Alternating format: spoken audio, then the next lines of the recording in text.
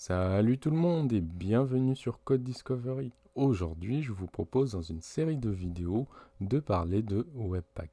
Pour bien comprendre son importance, je vous propose d'abord de voir comment ça fonctionne sans Webpack. Pour ça, j'ai créé un simple fichier index.html dans lequel nous allons travailler. Dans mon navigateur, j'ai le rendu de cette page HTML là. Donc, ici, par exemple, sans Webpack, si j'ai des fichiers de style comme le style.css, j'ai des fichiers JS ou même des images, il va falloir que je les importe dans mon HTML.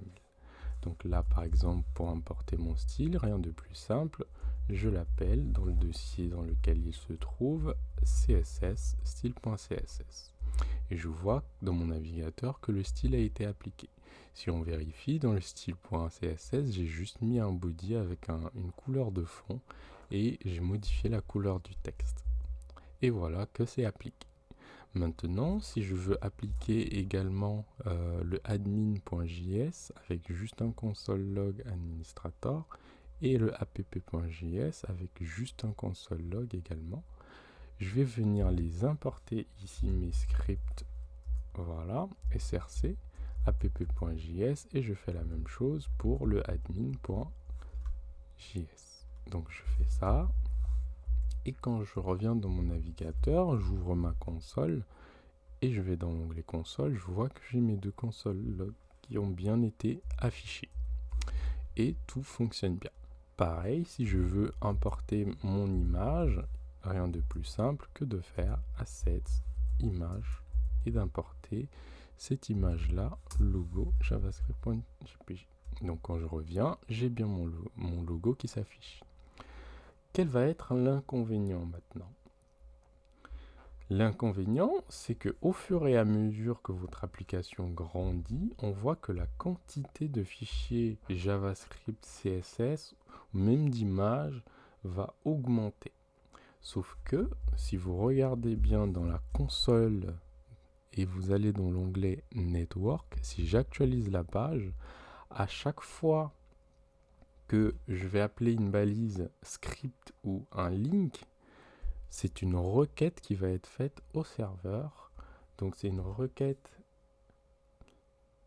Donc à chaque fois que je vais faire une balise script ou link, cela génère une requête HTTP supplémentaire, ce qui va ralentir le chargement de la page.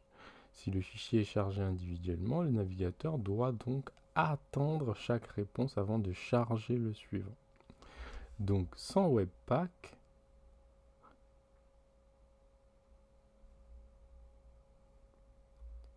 c'est à vous donc sans Webpack, c'est à vous de garantir que tous les fichiers JS sont chargés dans le bon ordre. Donc si par exemple j'ai un index.js qui dépend de librairie.js, vous devez vous assurer que librairie.js est inclus avant. Et ça, c'est très fastidieux. Et c'est comme ça que Webpack donc va vous permettre de résoudre cette problématique-là.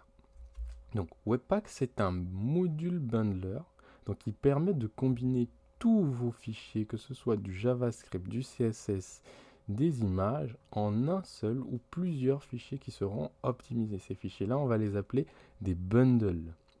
Cela va vous permettre donc d'avoir une application beaucoup plus rapide, beaucoup plus organisée et qui sera à la fois plus facile à maintenir.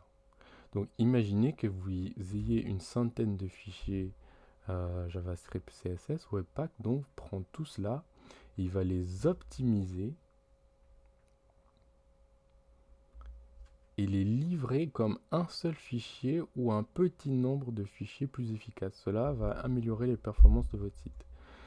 Maintenant que vous avez compris un petit peu pourquoi Webpack est si utile, dans la prochaine vidéo, je vous propose donc de parler de son installation et nous allons essayer de le configurer pour notre petit projet. Donc, si vous avez aimé cette vidéo, n'hésitez pas à liker et de vous abonner et vous verrez l'installation de Webpack dans la prochaine vidéo.